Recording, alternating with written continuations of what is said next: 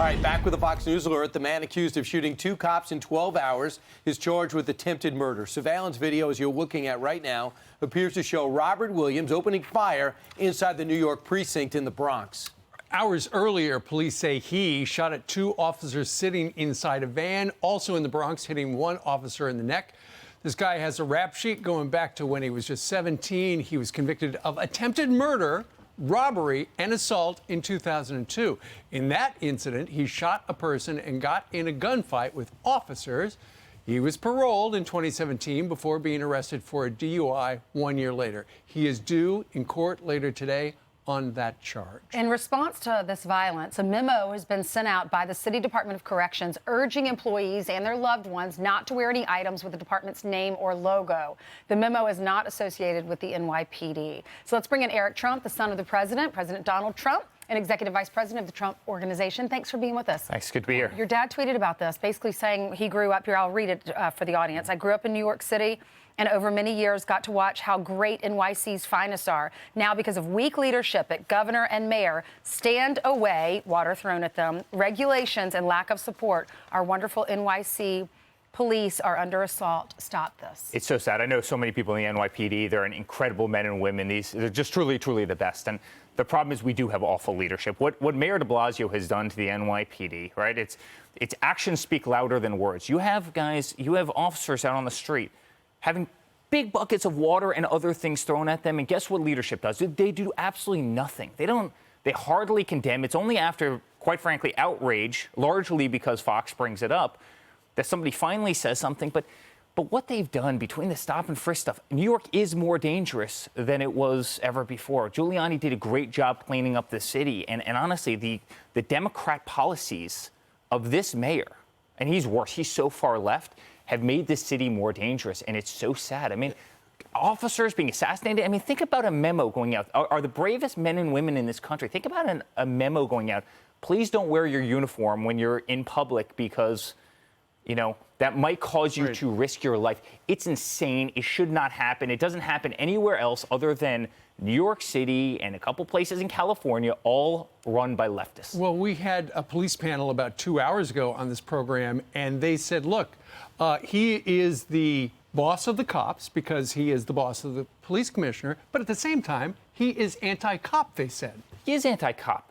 Every time there's a funeral, the mayor shows up, and guess what happens? Every single officer turns around 180 and turns their back to the mayor of this city. He's been so anti-law enforcement, and it shows. He doesn't stand with the men and women out there. He just doesn't. And he allows them to get beat up, and he allows them to get assaulted, and he takes away their rights. And every single time they try and arrest somebody because they're a bad guy, he ends up investigating them and throwing them in jail and calling them racist and calling them this and that. And it can't stop. Like, Right. It's got to stop. It's got to stop. Right. And, you know, we also said, and Bernie Kerik said in your interview, Steve, that he thinks it's the Ferguson effect, that there's been a overcompensation for what they say is racial bias nationwide. And now, all of a sudden, people are on the aggressive against the cops. But let's talk politics if we can. The president had a week you've probably been waiting for almost 3 years. The best. The best. It was an unbelievable week. You know, obviously, Iowa was incredible. Impeachment was incredible. Fundraising has been incredible. I mean, I went to Iowa, right? I spoke at caucus sites. My father was running uncontested, really, in the state. The Republican side did okay. It was the Democrats with the app where it malfunctioned. Steve, I had 600-700 people coming to my rally for a man who was running uncontested. They were bringing, at 8 o'clock at night, they were bringing their infant children dressed up in Trump Make America Great gear, Trump sweaters. It was unbelievable. The showing of support was incredible. And then you look at the other side.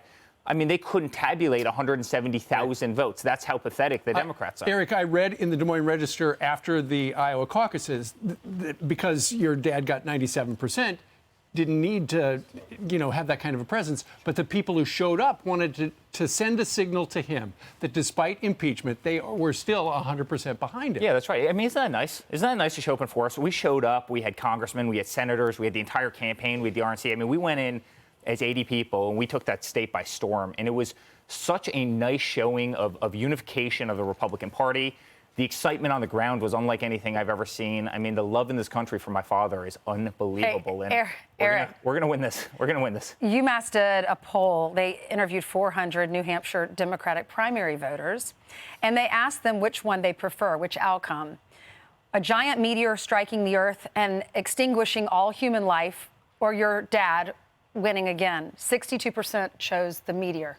Think about a university in this country doing a poll about a presidential candidate versus mass extinction of mankind. I mean, honestly, University of Massachusetts should be more focused on educating kids, getting them jobs when they get out of college, and not having education be $80,000 a year than publishing nonsense polls like this. It's insane. It's just a joke. It's I mean, they insane. knew It they is. were going to say that. It is. And you know what? He's never been more popular. We've never had more support. We've never raised more money.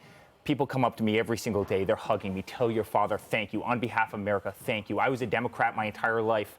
I'm voting for your father. Our whole community is voting for your father. We've never been stronger. My father's never been stronger. We had an amazing week last week, and we're going to get these guys. And quite frankly, they're scared. They know we will. He said it's affected his family. So how did y'all feel this weekend? Well, we felt great. Certainly, there has been no people who have taken more punches than we have throughout this process. You guys have seen it. We've talked about it for the last 3 years, but we care about this country. We care about fighting. My father's done everything right. The economy is the best it's ever been. Our military is the strongest it's ever been. Patriotism is back in this nation. Religion, religious liberty is back in this nation. He's done so many unbelievable things. He's literally changed the fabric. I really think this country would be in a very, very different place if the past candidate would have gotten in. And you see the radicals on the stage. You see Bernie Sanders, right? Let's tax everybody 85%. Let's take away. He says there should be no billionaires.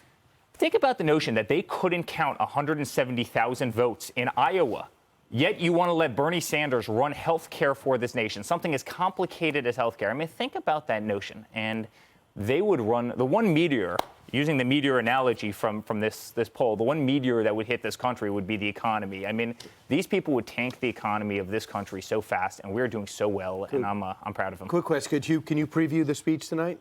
Well, listen, he's going to go out. He's going to do what he does best, which is talk to people. I actually love seeing him at rallies because it inflates him. He comes out of rallies, and he has the energy in him of the entire crowd, and it keeps him going.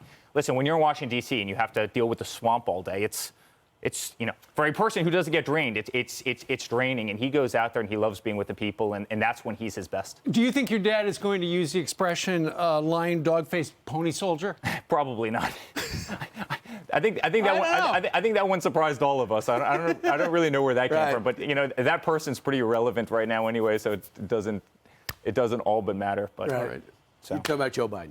Not the lady, not the girl. Not John Wayne or whoever he was called. That's right. Thanks, Eric. Thank you Thanks, very much. Eric. It's good to see you. Appreciate it.